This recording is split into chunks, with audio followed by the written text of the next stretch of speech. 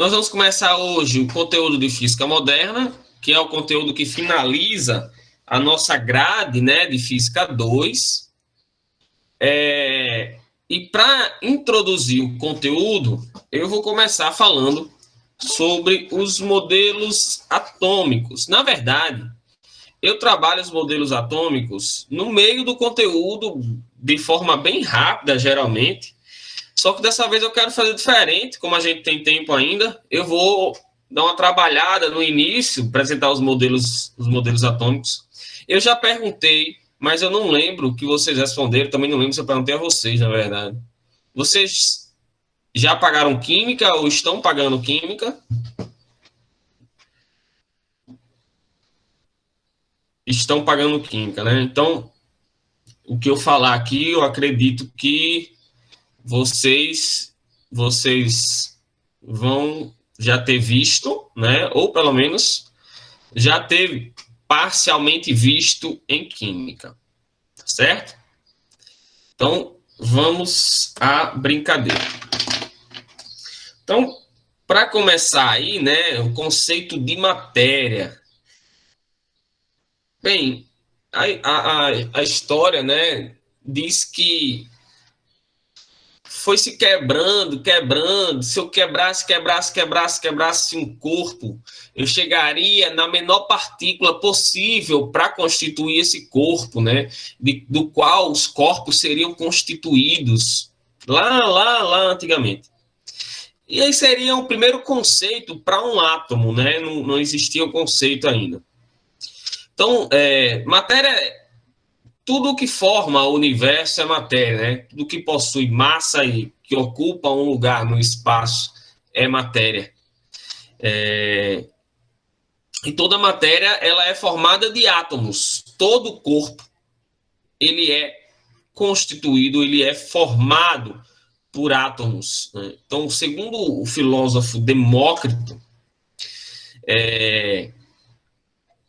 se eu tivesse esse corpo quebrado infinitamente, eu ia chegar nessa partícula que constitui esse corpo, que constitui todos os corpos. Seria uma partícula base para a criação dos corpos, que é o átomo, né? Só que ainda não havia uma definição disso, beleza? Nesse período, ainda tinha a questão dos 4 elementos, como também teve nos modelos, no modelo geocêntrico do universo, onde a Terra estava no centro. Aristóteles ele teria dito que tudo se baseava nos 4 elementos. E, por exemplo, a água da chuva cai porque ela é feita da água que está aqui embaixo, então ela vem de encontro à sua origem. Se eu soltar uma pedra, essa pedra cai porque ela vem de encontro à terra, que é a sua origem. A fumaça sobe porque é feita do ar, que está lá em cima, e vai de encontro à origem. Então, tudo baseava-se nessa questão dos 4 elementos, né? Inclusive o desenho do Avatar, a lenda de Aang e a lenda de Korra, né? Korra é uma Ave Maria, enfim, deixa pra lá. Bem, e aí vamos ver aqui os modelos, né? Eu tenho vários modelos, esses... Ave Maria, eu consegui dar lá mais não. Galera, é bom que vocês procurem entrar cedo, tá? Porque eu tenho que ficar com o diabo do Meet do jeito que tá agora. Eu tenho que ficar parando a aula para ficar aceitando, né? Então, quebra o raciocínio totalmente. Procurem entrar nos 5 minutinhos que eu dou ali, galera. Não dá para ficar parando toda hora assim, né, velho? Bem, então nós temos uma evolução nos modelos atômicos.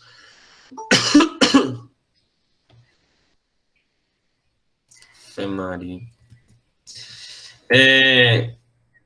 E, por exemplo, na época de Newton, né, eu tinha um átomo com uma pequena esfera, que eu vou mostrar essa evolução, né, desses modelos.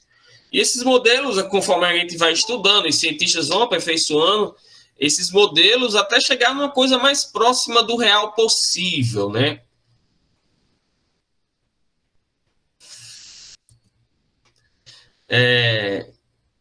Então, conforme experimentalmente nós fomos encontrando as outras partículas, encontramos o nêutron, né? Encontraram o elétron, encontraram o próton, e aí foi vendo que havia a necessidade de melhorar esses modelos atômicos para você obter uma melhor explicação, a explicação mais correta daquela coisa ali, né? De um átomo.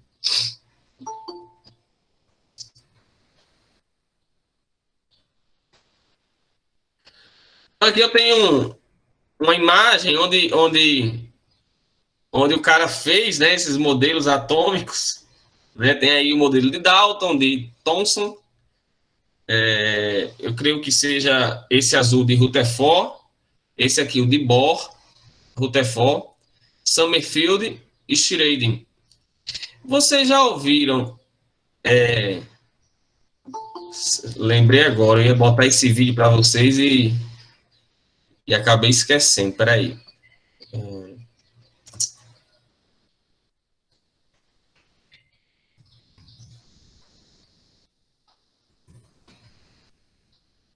Não sei se vocês já ouviram falar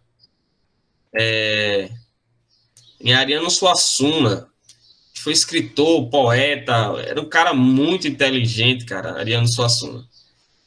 Já morreu já bem velhinho, né? E tem umas coisas muito hilárias de Ariano Suassuna, como, por exemplo, quando ele foi visitar uma mulher, que a mulher insistiu em perguntar a ele se ele já tinha ido para Disney.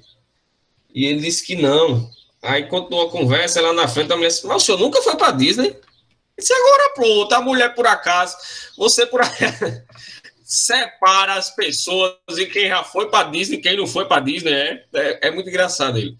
Eu vou botar aqui, só que é baixo o áudio dele. A voz dele é baixa, né? Eu vou ver se vocês conseguem ouvir. Eu vou compartilhar aqui. Deixa eu compartilhar esta tela aqui. É muito legal, cara. Aí ele vai contar, explicar logo, né? Ele vai contar que um jovem chegou para ele para cantar um funk dos modelos atômicos, que é de Boy Rutherford. Aí ele vai cantar para vocês ouvirem. Deixa eu abrir aqui. Galera, não tem condições, bicho, de... Vamos botar aqui uma regrinha.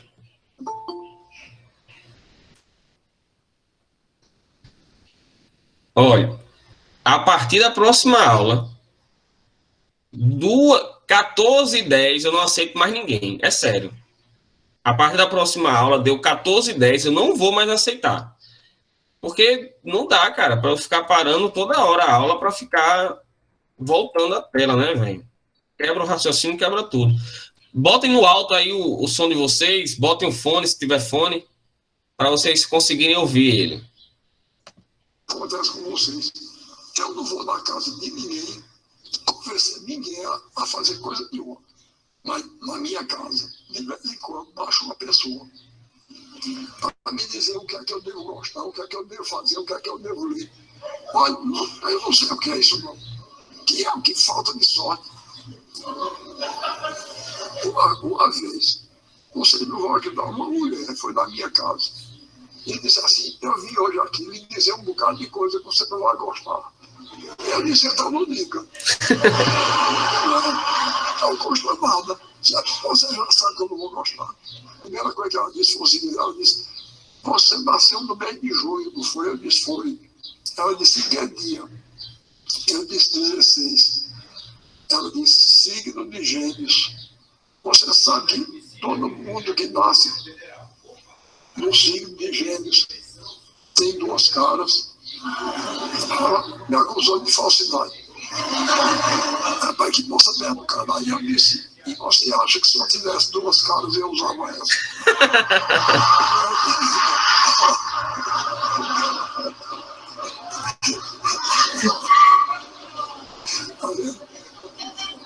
Olha, então, vai muita gente me na minha casa, me converter. E tem uns adeptos, porque o avionismo, hoje eu chamo assim, porque ele está se tornando uma verdadeira fé, o avionismo. Tem muita gente que vai me converter, sabe que eu não gosto de avião, vai me converter ao avionismo.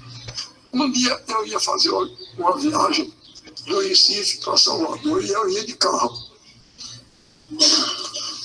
Aí lá foi um adepto do avionismo, foi lá na minha casa, mas eu soube, mas que conveniente, não tem nada com isso, né? Eu soube, você vai daqui para a Bahia, de carro, e vou. Você sabe que hoje, estatisticamente, está provado que dá mais desastre de carro do que de agorando, né? Dá mais desastre de carro do que de avião. Eu disse, olha, eu vou dizer uma coisa a você. D.A.L., primeiro-ministro inglês, da Rainha Vitória, D.A.L. foi um dos homens mais inteligentes da época dele. E ele dizia que tem 3 tipos de mentira. A mentira comum, a mentira deslavada e a estatística. Que era a mais grande de todo mundo. Aí eu digo, você não se começa com enrolado. Eu quero saber o seguinte, estatisticamente está certo, pode dar mais desastre de carro que de avião. Eu quero saber o seguinte, pegue 50 desastres de avião e 50 de carro e veja quem foi que teve mais sobrevivente. É isso aí, eu não quero ver, é isso aí. Eu não gosto desse estatisticamente, mas eu quero saber disso. Aí ele disse, e aí não ficou satisfeito, não, disse, mas rapaz, você vai aí no carro, peça o estado, o carro cai num buraco, você é capaz de morrer. Aí eu disse, pior é avião, então onde ele vai, o buraco acompanha.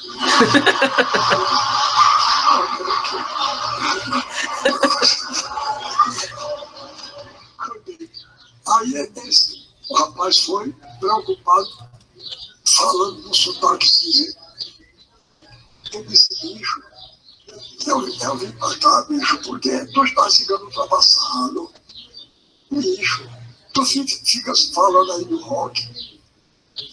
Eu pronuncio as palavras como eu vejo escrito, tá ligado?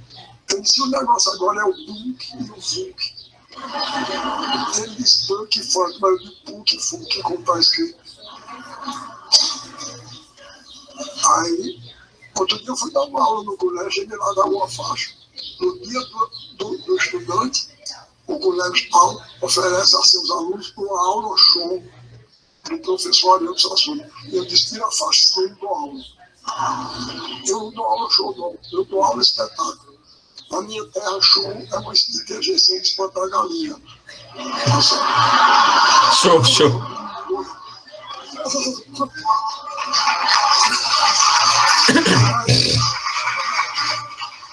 Tá chegando ultrapassado. O negócio agora é o funk e o punk. Aí, para me converter, ele me mostrou a seguinte obra-prima, viu?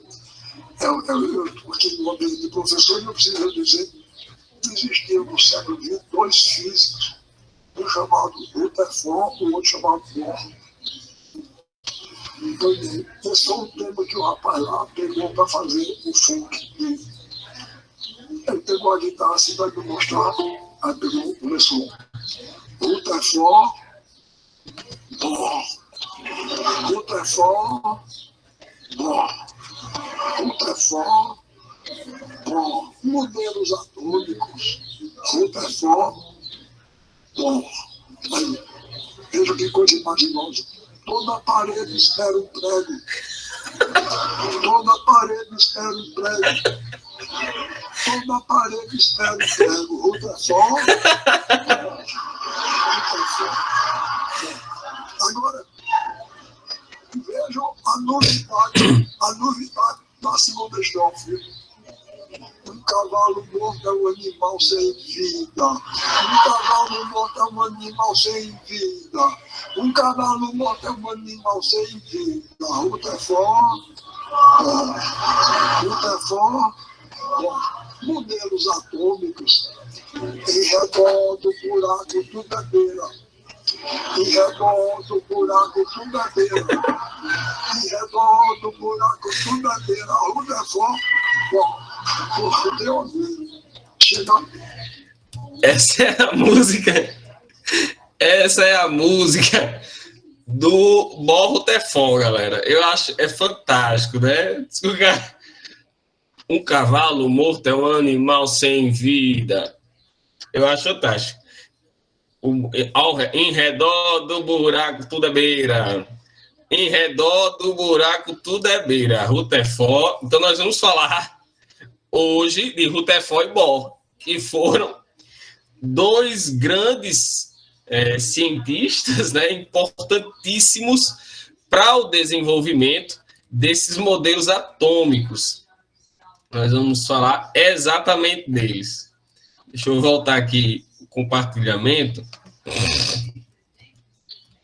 Foi só para introduzir, porque eu acho fantástico esse cara. Quem não conhece, a Ariano Suassuna, depois pesquisa no YouTube aí, os causos que ele conta, velho. O da Disney eu não me aguento, velho. Isso quer dizer que essa mulher divide a população mundial, e quem já foi para Disney, quem não foi para Disney, Eu não acredito, é engraçado demais. Vamos lá. Então, o primeiro modelo que eu tenho aí é de 1808, de Dalton.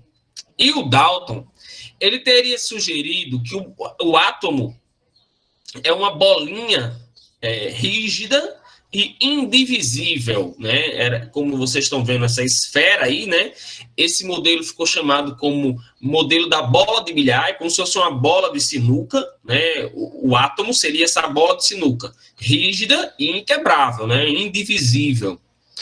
E que o átomo ele seria a menor partícula, a menor matéria constituinte, a menor partícula constituinte da matéria, né? O átomo era a menor coisa que você teria.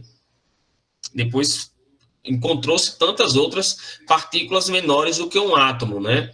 Mas esse modelo, embora bem ignorante, foi muito importante. Sempre tem que surgir de alguma coisa, né? Tudo tem que começar de uma teoria, por mais besta que ela seja, né? A gente vai evoluindo aquilo dali. Mas isso foi muito importante, que foi o primeiro modelo que nós temos. E aí veio o modelo de Thomson, em 1897. Note, ó, quase 90 anos depois, né? Então a galera veio trabalhando junto com esse modelo, né? E aí o Thomson ele sugeriu um modelo onde já existiam os elétrons, que eram as cargas negativas, né? E que esses elétrons eles estariam por cima do núcleo. O núcleo do átomo seria positivo, e os elétrons estariam distribuídos por fora dele. Os elétrons seriam negativos distribuídos como se fosse, e aí passou a ser chamado pudim com passas. O pudim seria o núcleo positivo do átomo, e as passas ali em cima, né, seriam os elétrons, né? E os elétrons tornariam o átomo eletricamente neutro, já que eles teriam um núcleo positivo e os elétrons negativos. A coisa mais bacana de Thomson, nota que já começou a surgir os elétrons, né? Antes eu tinha só uma bola, que não dividia nem nada. Thomson ele conseguiu provar que o átomo ele era divisível, né? Eu podia quebrar esse átomo e criar dois outros núcleos atômicos a partir dele.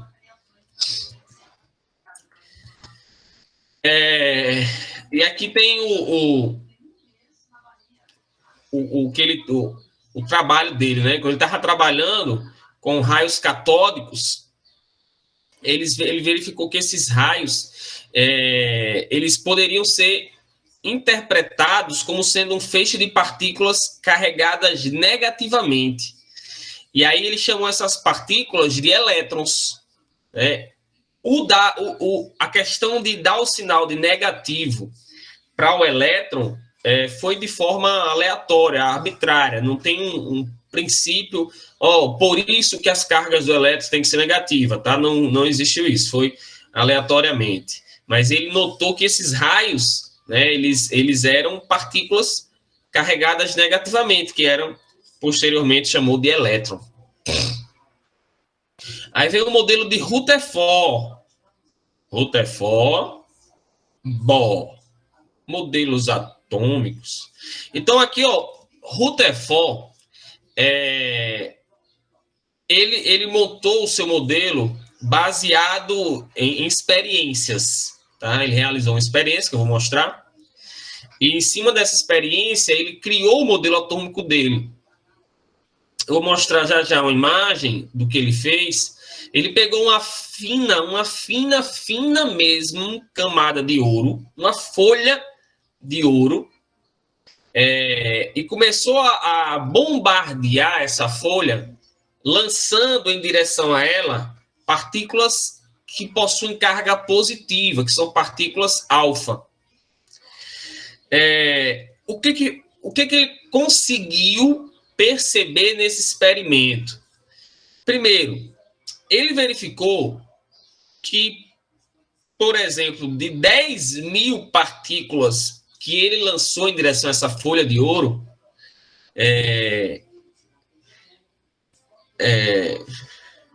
apenas poucas, né? Apenas pouquíssimas, até exagero, né? Mas apenas uma ou pouquíssimas partículas conseguiam sofrer uma reflexão, né? Bater da lâmina e voltar, e refletir. Porque é o seguinte, o que se imagina? Se eu pegar os modelos anteriores, se eu pegar este modelo de Thomson ou este modelo de Dalton, se eu bombardear, se eu lançar aqui qualquer partícula, essa partícula, ela não tem como passar através desse átomo. Então, o que se espera é que ela reflita. E aqui também, ó, na hora que eu lançar essa partícula, o que se espera é que ela bata e reflita, né? Ela não vai passar pelo átomo. Então, o que se esperava de resultado era isso. Surpreendentemente, pouquíssimas partículas refletiam. Então, aquela coisa não era totalmente maciça, né? Aquela matéria, aquela folha de ouro, ela não estava sem espaço nenhum. Porque se esse átomo fosse totalmente preenchido, como nessas imagens anteriores, eu não tinha espaço entre eles, né, e no próprio átomo. Então, com isso, ele concluiu que o raio do átomo era 10.000 vezes maior do que o raio do núcleo. Então, ele conseguiu concluir o seguinte, que o núcleo do átomo, ele é bem pequenininho e que o que constituía o resto do átomo, que hoje nós chamamos de eletrosfera, né, que era o átomo que ele cita aqui, que esse raio do átomo era 10.000 vezes maior do que o núcleo. Ou seja, se eu tenho essa eletrosfera 10.000 vezes maior do que o núcleo, eu tenho um espaço gigantesco aqui no meio. Gigantesco. Para vocês terem noção, é como se as eletrosferas fossem um estádio de futebol e o núcleo fosse uma bola no meio do campo. Para vocês terem noção de como espaço vazio eu teria entre o núcleo e essas eletrosferas. E isso foi muito importante, porque ele conseguiu perceber que o núcleo não era totalmente preenchido, que o átomo não era totalmente preenchido, que existiam espaços vazios. Olha como a lâmina de ouro que ele bombardeou era fina. É até difícil você conseguir pegar essa lâmina de ouro, né? 0,0001 milímetro de espessura. Então, ó, quando ele lançou, a maior parte dos... Ele botou aqui um receptor sensível, de modo que quando batesse, eu ia identificar que essas partículas, elas atravessaram, tá? Então, ele percebeu que muitas partículas atravessaram e bateram nesse meu receptor aqui atrás. Poucas partículas refletiram, ó, e voltaram, no caso, para esse lado de cá, né? Ó, daqui para cá, seriam partículas que sofreram reflexão.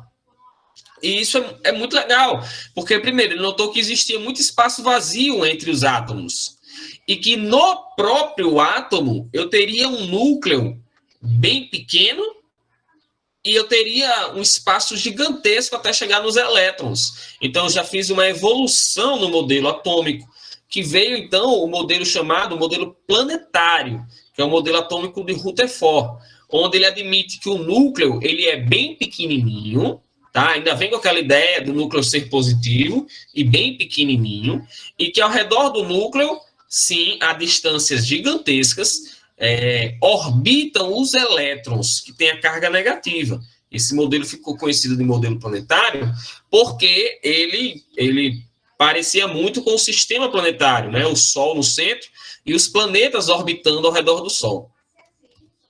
Até aqui tudo bem, galera? Até aqui?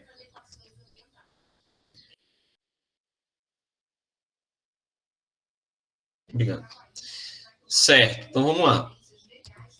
O professor de Química trabalhou essa parte com vocês, assim, detalhadamente. Primeiro ano, né? Tá. Então, ó, eu teria um núcleo. É porque a forma como o professor de Física aborda sempre é diferente, né, do professor de Química. Eu tenho um núcleo positivo, né, formado de cargas positivas, e os elétrons de cargas negativas orbitando esse núcleo, no que chamamos hoje de eletrosferas, né? Que nos planetas seriam as órbitas dos planetas, né? Só que tem um problema no modelo de Rutherford. Qual era o problema do modelo dele? De acordo com o modelo dele,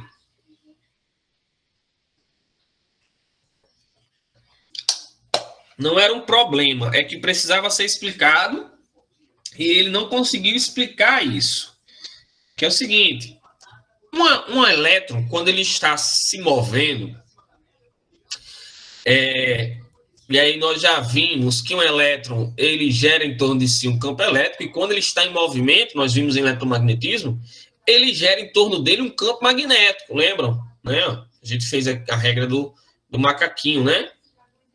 Do campo magnético, fez a regra do tapa, lembram? Então, esse elétron, na hora que ele estivesse girando ao redor do núcleo, ele estaria constantemente emitindo energia, né? Já que ele tem carga e ele está em movimento, ele estaria constantemente emitindo energia. E se ele fosse emitindo energia, a energia dele ia diminuir, né? Ele iria perder energia. Então, se ele fosse perdendo energia, em teoria, ele deveria ir caindo em uma espiral até colapsar com o núcleo. Então, seria complicado eu manter um núcleo atômico, né, um átomo, porque o elétron ele iria girando e perdendo energia até cair no núcleo. E isso precisava ser explicado. E aí, quem explicou isso? Bohr. Esse bonitão aí, né? Bohr, ele conseguiu explicar, né, solucionar alguns problemas que existiam no modelo de Rutherford, baseando-se na física quântica. Então, eu tenho dois postulados, né? O primeiro postulado ele diz o seguinte: o elétron ele se move numa órbita circular e estacionária, numa órbita, existem órbitas pré-definidas, tá? E que o elétron circula nessa órbita ao redor do núcleo. E para isso, ele não emite e nem absorve energia, tá? Ele vai ficar girando, orbitando o núcleo, sem estar absorvendo ou sem estar emitindo energia. E o principal responsável por esse movimento é a força eletrostática, que no caso da Lua e da Terra, né? Se eu seguisse o mesmo princípio, a Lua girando em torno da Terra, ela estaria gastando energia, convertendo energia, até cair em direção à Terra. Mas eu tenho a Lua girando com uma certa velocidade para frente, toda hora ela quer sair da Terra, sair do campo gravitacional da Terra, mas ao mesmo tempo, toda hora a Terra, com a sua gravidade, fica querendo que a Lua caia em direção a ela. Então ela acaba sempre mudando a sua trajetória e orbitando. E a mesma coisa aqui, eu tenho o núcleo atraindo o elétron com a força elétrica, que é essa equação aqui que nós já vimos, e essa carga ela tem uma certa velocidade para frente, mas ao mesmo tempo ela vai ser atraída, vai querer cair em direção ao núcleo e ela muda a sua trajetória, né? Assim como o exemplo que eu dei da Lua e da Terra. E isso faz com que ela fique girando, orbitando ao redor do núcleo. E aí eu tenho o segundo postulado. Se você fornecer energia a um átomo, e aí eu vou explicar isso mais detalhadamente, o elétron, um ou mais elétrons, vão absorver essa energia, e na hora que eles absorverem essa energia, eles vão saltar para órbitas maiores, que no caso, essas órbitas são os níveis energéticos.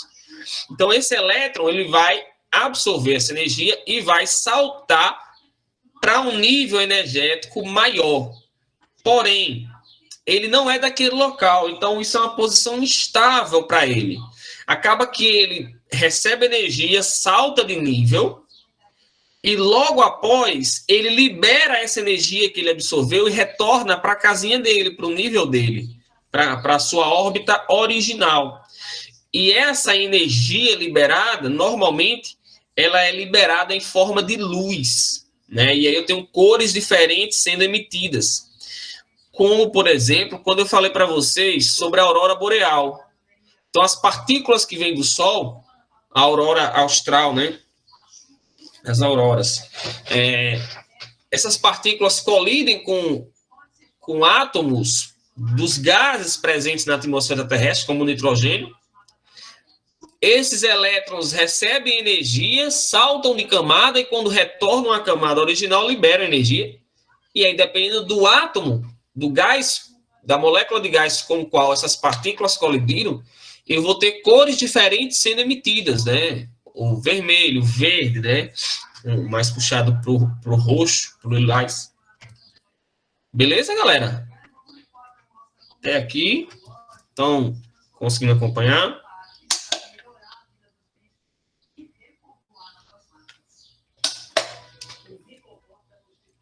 Rapaz, você tá demais, hein, velho? Parabéns. Perfeito. Você já foi pro final do meu slide, já.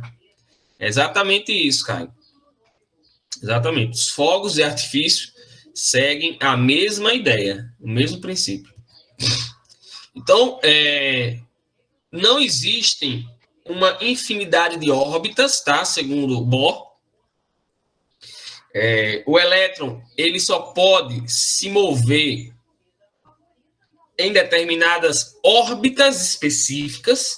Então, existem órbitas específicas, não são infinitas e aleatoriamente. Existe uma regrinha para isso, né? E aí vocês vão vendo, já introduzindo um nome aí, que é a constante de Planck.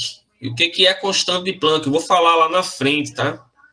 E eu botei aí que essas órbitas, né, elas têm que ser um múltiplo inteiro da constante de Planck dividida por 2π. Eu vou explicar o que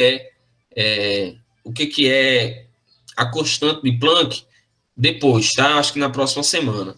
Mas a constante de Planck eu acho fantástico, porque Planck, ele, para concluir um estudo, que eu não lembro agora o que foi, ele precisava encaixar um valor lá. Ele precisava que aquele valor fosse exatamente aquele número, para poder bater com as observações, com os experimentos e com as contas. Então, estava faltando aquele número, tinha que ter uma constante ali, um número ali. E quando ele jogava exatamente aquele número, tudo se encaixava, tudo batia, os valores e as observações. E aí ele foi apresentar o estudo dele. E aí disseram, Planck, mas e esse número aí? Não, esse número aqui é uma constante. Tá, mas de onde é que veio? Aí ele não tinha. Mas ia dizer, veio de onde? Disse, não, essa constante aqui, ela foi um momento de desespero. Não tinha outra opção. Eu joguei ela para que o negócio funcionasse. E funcionou. Tem essa história de que ele teria dito que ela surgiu em um momento de desespero. Sabe o que é legal disso? É que depois, lá na frente, vários outros físicos e cientistas trabalhando em outras coisas chegaram a resultados que, pasmem, era o mesmo valor da constante que ele tinha chutado arbitrariamente em momento de desespero. Ou seja, estava correto o número que ele botou e essa constante passou a ser chamada de constante de Planck. Exatamente, né?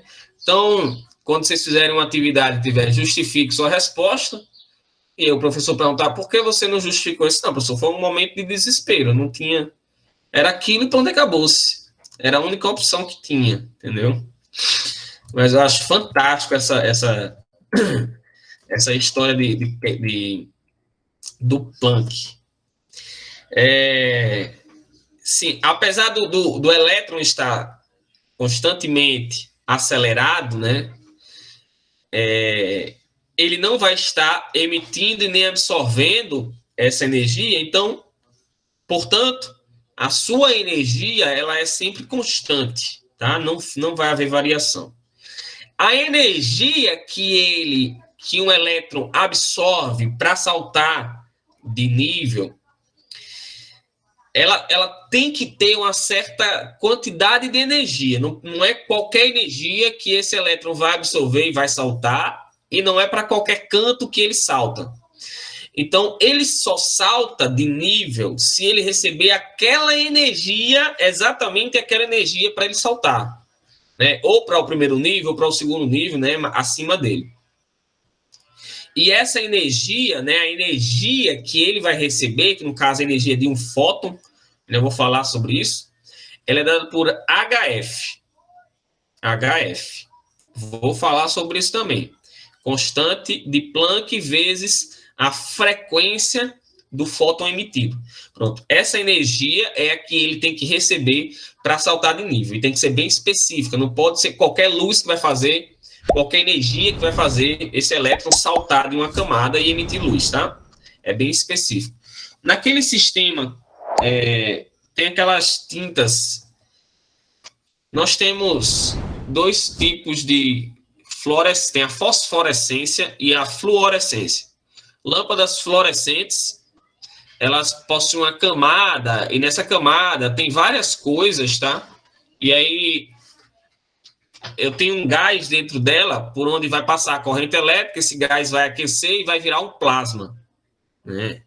E aí eu tenho essa energia batendo nessa camada da lâmpada, e a lâmpada, na hora que ela recebe essa energia, aquela camada que está no vidro da lâmpada, os elétrons saltam e retornam para a sua posição de origem, liberando energia, né?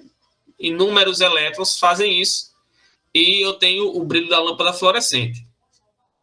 Mas eu tenho tinta fosforescente, eu tenho chinela havaiana, que tem aqueles desenhos fosforescentes, vocês já devem ter visto. Se você apagar a lâmpada, ela fica acesa, aqueles desenhos ficam acesos. Antigamente tinha uns bonequinhos que a gente chamava de G-Louco, que vinha na Coca-Cola, que brilhava no escuro. O interruptor da tomada de acender e de ligar a luz, alguns, eles têm essa tinta fosforescente. Então, como é que funciona?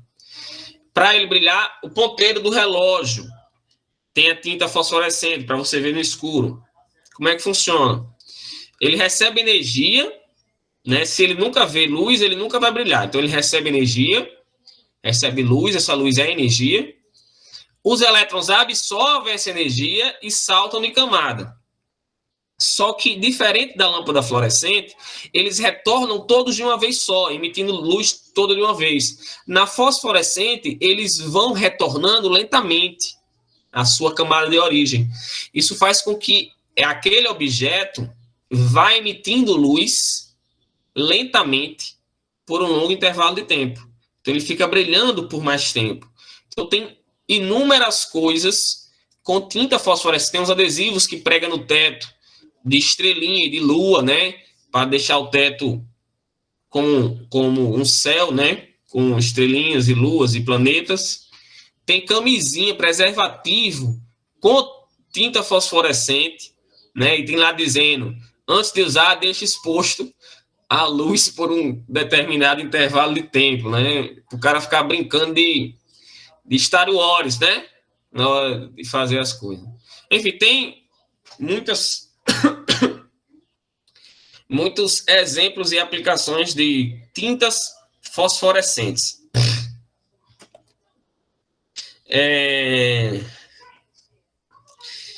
Uma outra coisa aí importante, que Planck ele percebeu que essa energia ela não é absorvida de maneira contínua.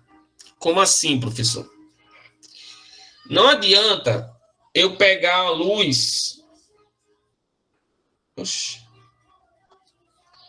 Não adianta eu pegar a luz e ficar incidindo uma luz de pouca energia, de baixa frequência, em um local para conseguir esse efeito dos elétrons absorverem energia, saltarem e retornarem emitindo luz.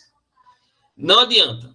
Posso deixar aquilo ali, aquela lâmpada ali fraquinha, por dias que eu não vou conseguir o efeito, né? E Planck percebeu isso, que os elétrons eles não ficam absorvendo essa energia continuamente, eternamente, até atingirem o limite e saltarem, né? Eles absorvem ou não a energia. E essa energia ela é passada toda de uma vez, em o que chamaram de pacotes de energia. Então, é como se fosse entregue toda vez, de uma vez, essa energia ao elétron. E aí esse elétron, ele pega aquela energia e salta, se for suficiente para isso, e retorna e libera energia, tá? Então, esses pacotes de energia é o que depois foi chamado de quantum de energia, né? Um quanta de energia. Então, e aí passou-se a dizer que a energia ela é quantizada, ela não é contínua, ela é quantizada, ela é distribuída em pequenos pacotes, ela viaja, por exemplo, na luz, distribuída em pequenos pacotes. Se fosse aqui, ó, a luz está aqui, a energia ela não está toda nessa onda, e a pessoa vai ficar absorvendo isso aqui infinitamente. Essa energia vai ser distribuída aqui, ó, em pequenos pacotinhos que são chamados de fótons. E esses fótons, eles transportam a energia, né, os quantum de energia, né? Então, os fótons transportam essa energia e por isso disse que essa energia, a luz, a energia, ela é quantizada, ela não é contínua, ela é dividida em pequenos pacotinhos. Ou o elétron absorve aquilo ali, ou não absorve. Não tem isso de ficar absorvendo até atingir o nível certo e saltar de camada. Estão entendendo o que eu estou falando? Estão conseguindo compreender? Eu tenho certeza que agora eu já estou entrando em uma parte que o professor de Química não teria abordado com vocês ainda, né? Beleza. Mas é importante que vocês tenham tido essa base, né, para vocês saberem do que eu estou falando. As órbitas circulares, e aí esses modelos eles vão virar daqui a pouco uma coisa louca, né? Essas órbitas circulares, elas são chamadas de níveis de energia. Então, tem o nível de energia do K, que é a mais próxima ao núcleo, KLMNOPQ, que é o mais afastado, né? Então, tenho diferentes níveis de energia, tá bom? Vou explicar, vou me aprofundar nisso daí. 7 níveis de energia para o átomo. O mais energético é o mais externo, tá? Então, aqui eu tenho o nível de energia mais energético, o nível de energia menos energético. Então, no caso, se eu tenho um elétron aqui, ele pode saltar para uma dessas camadas, entendem? E retorna. Dependendo do salto, dependendo da quantidade de energia que ele recebe, ele vai saltar para uma camada mais próxima ou mais externa, né? E vai emitir cores diferentes, dependendo dessa quantidade de energia. Então, ó, o elétron recebeu energia, saltou de camada e na hora que ele retorna, ele libera essa energia recebida. Tudo bem?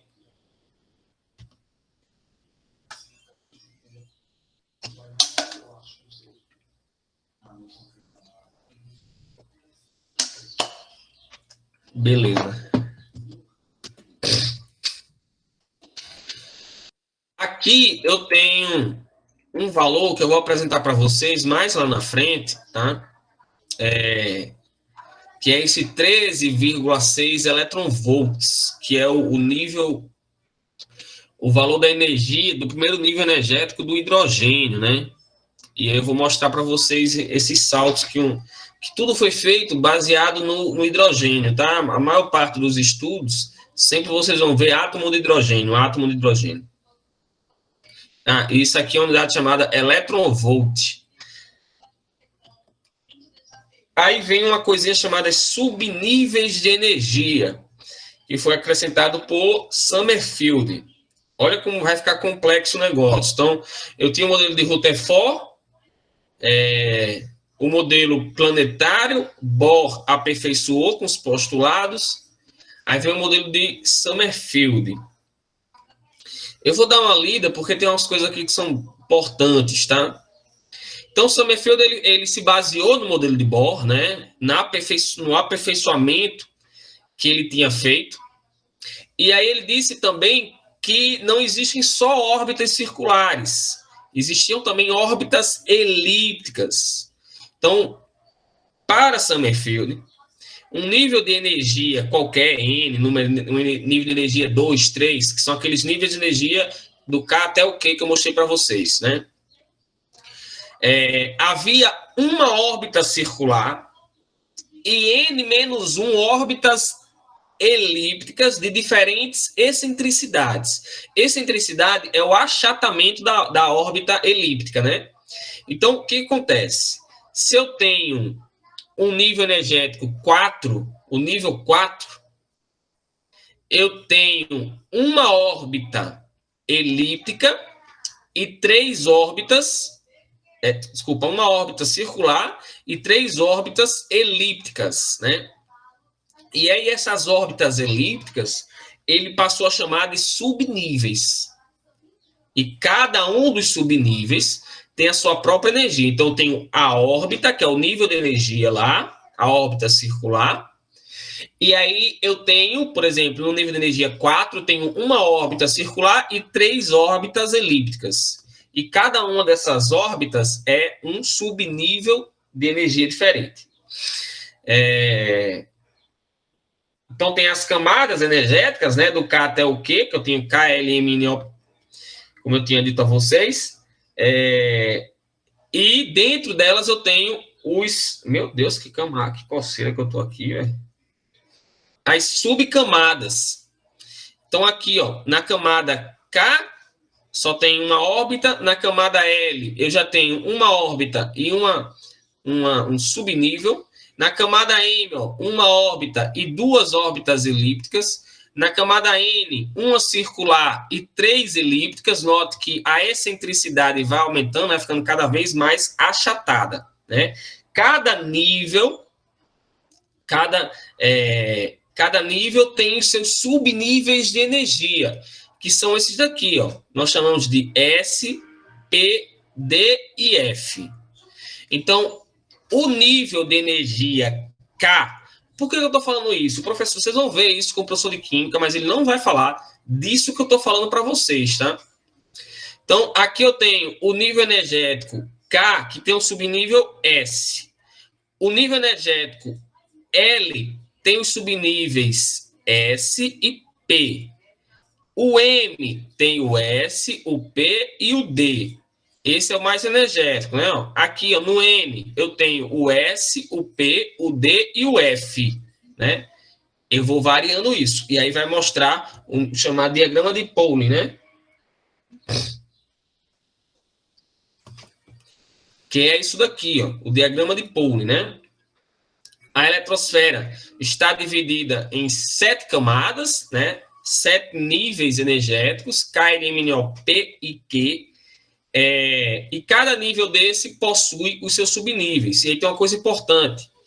Cada nível desse permite o número máximo de elétrons. Então, por exemplo, o nível K só permite 2 elétrons, no máximo. Não significa que eu tenho que ter obrigatoriamente 2 ali. O L, no máximo 8. Porque você vai fazer a chamada distribuição eletrônica. E aí, quando você faz a distribuição eletrônica, você vai ver que, por exemplo, eu não preciso usar os 18 elétrons da camada M. Eu posso usar menos do que isso. Mas eu só posso ter, no máximo, até 18 elétrons naquele local. Então, note que, inicialmente, eu tinha uma bola, uma esfera. Depois, eu vi que essa esfera era divisível, já tem a presença do elétron. Depois eu vi que já existiam eletrosferas e muito espaço vazio dentro do átomo. Depois eu vi que essas eletrosferas elas eram bem determinadas, estavam bem localizadas e bem determinadas. E agora eu estou vendo que, além dessas, eu tenho subníveis, né? Outras eletrosferas, outras órbitas achatadas, que são elipses, né? Que são os subníveis. Então, essa distribuição eletrônica atribuiu-se aos subníveis de energia. E aí eu falei com um amigo meu, professor de química, para ele me dar uma força e me explicar a necessidade dessa distribuição eletrônica na química, que eu vou falar já já. Então é assim, ó. Eu tenho 7 níveis de energia. Cada nível de energia só suporta, no máximo, essa quantidade de elétrons. No máximo. Note que vai diminuindo, aumenta, depois vai diminuindo. E para no quê? E aí eu perguntei a ele primeiro, né, ó, se teria, porque eu vi em alguns casos, o 8 aqui, né, o 8º nível eletrônico, e aí eu perguntei se existe ou se não existe. Ele disse, não, até agora não existe, porque não se encontrou elementos químicos que vêm até aqui, mas não é errado colocar, porque pode ser que se encontrem, provavelmente vão encontrar, mas agora ainda não tem, tá? Então, seria algo mais ou menos assim.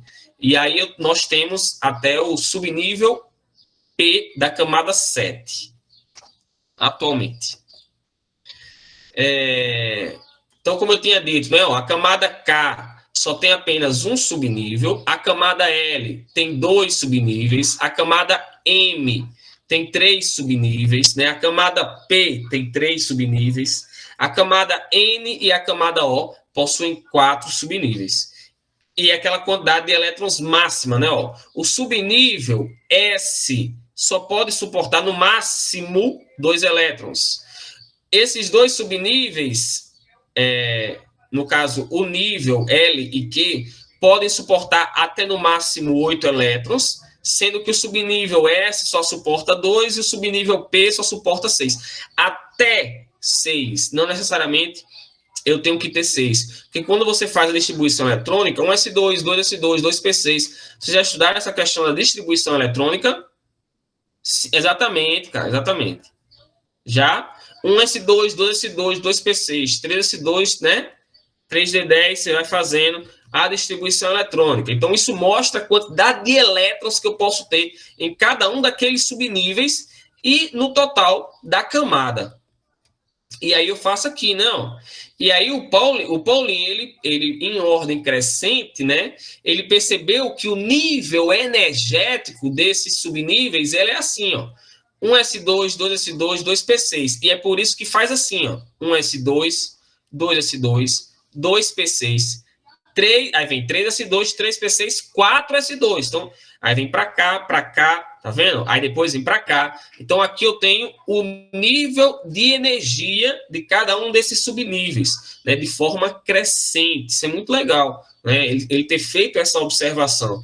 E aí eu perguntei, né, para que servia essa distribuição eletrônica? Então, primeiramente, dependendo do subnível, quando você fizer a distribuição eletrônica, dependendo do subnível que você parar, você consegue agrupar os elementos na tabela periódica, como os metais, os gases nobres, os não sei o que, você agrupa na tabela periódica de acordo com as características desses elementos e o seu último subnível, né?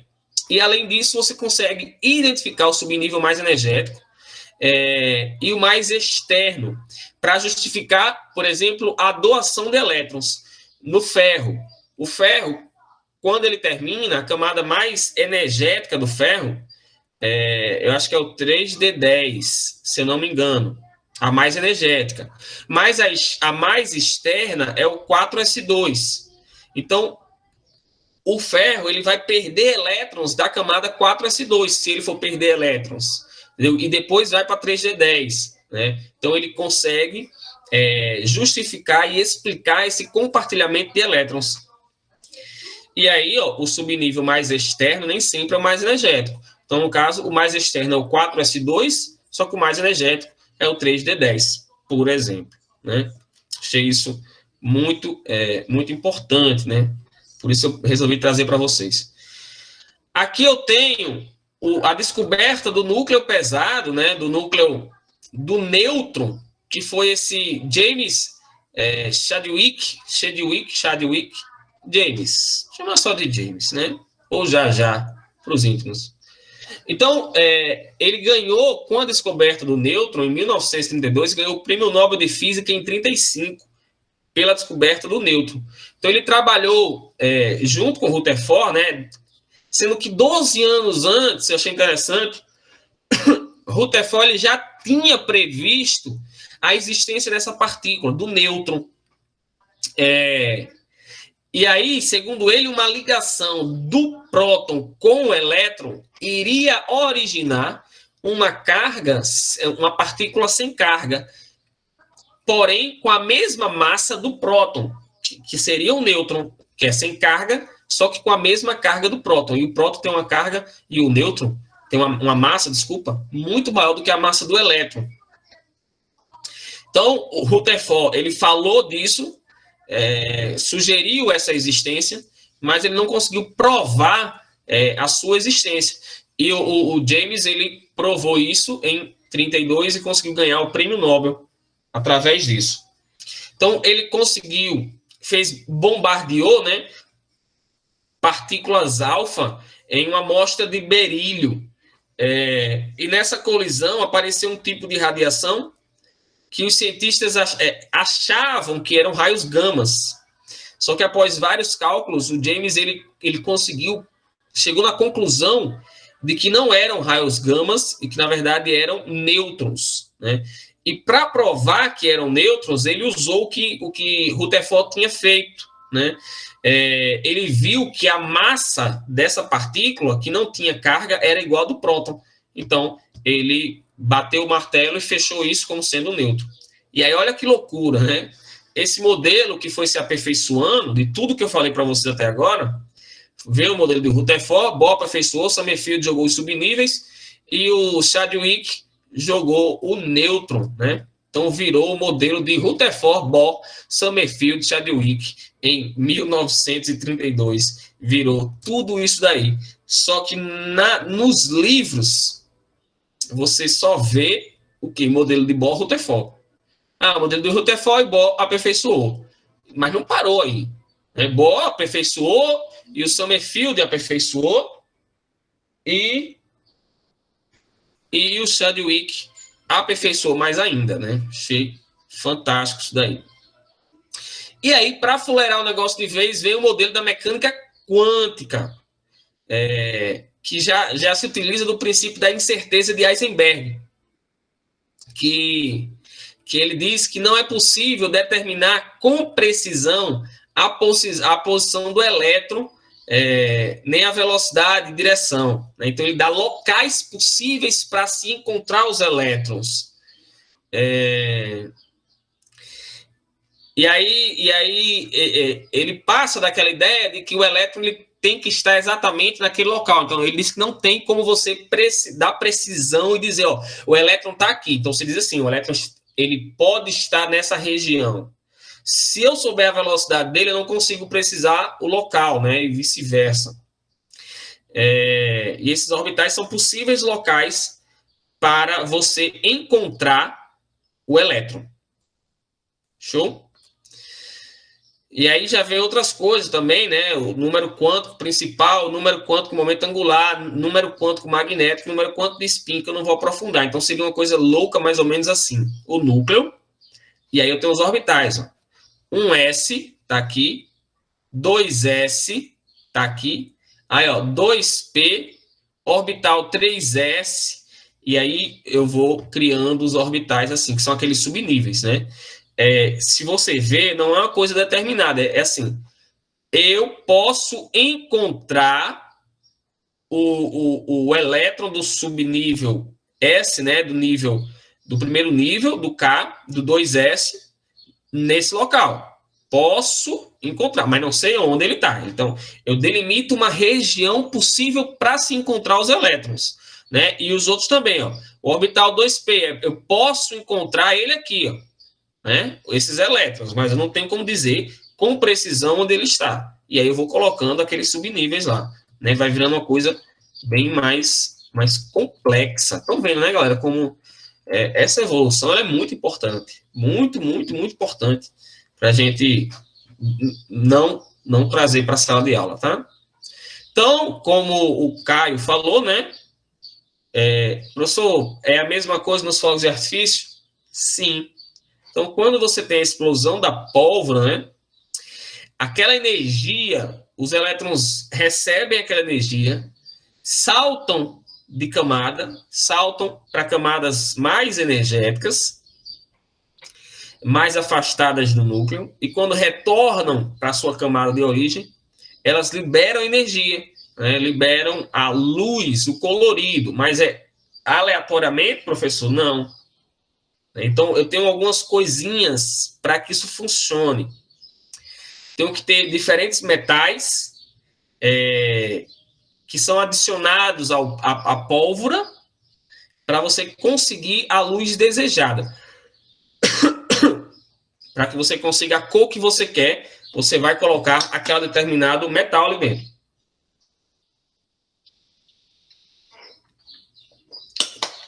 E aí, dependendo do componente que você colocou, você tem cores diferentes. Por exemplo, sódio e cálcio. Você vai ter a coloração amarelada dos fogos. Lítio e estrôncio, avermelhada. Bário e cobre, esverdeada. Ferro, dourada. Potássio, azul ou púrpura. E magnésio, branca ou prateada. É fantástico isso, né, velho? Fantástico, fantástico. E você vê que é uma coisa que já vem de muito tempo, fogos de artifício. Só que a gente muitas vezes não para tentar entender como aquilo funciona. Uma coisa tão óbvia, ver aquele negócio estourando, né? Que a galera não para procurar entender. Né? E tem uma galera aí importante que trabalhou nessa área da física moderna e física quântica, né? E, enfim, essa primeira parte, ela foi mais pesada, né, nessa questão da teoria, porque eu queria trazer para vocês esses modelos atômicos e a evolução. Eu acho importante, faz tempo que eu queria falar uma aula só sobre isso, e eu sempre dava alguma coisinha bem pequena, né? E hoje eu dei uma aprofundada. Os chineses, eles já trabalhavam com a pólvora há muito tempo. Inclusive, os filmes sempre retratam isso, né? É muito legal, cara, muito legal. E aí, inicialmente, né, você tem a pólvora depois utilizada como uma arma, né? Mas você tem também a pólvora como depois utilizada para diversão, né? Para os fogos de artifício. Certo, galera? Só para lembrar que não botou presente, coloca presente aí para eu finalizar aqui a lista de presença. E é isso. Fiquem com Deus, um beijo, bom final de semana. Se cuidem. E até a próxima semana, se Deus quiser. Beijo no coração de todos. Tchau. Valeu. Tchau, tchau, tchau, tchau, tchau, tchau, tchau.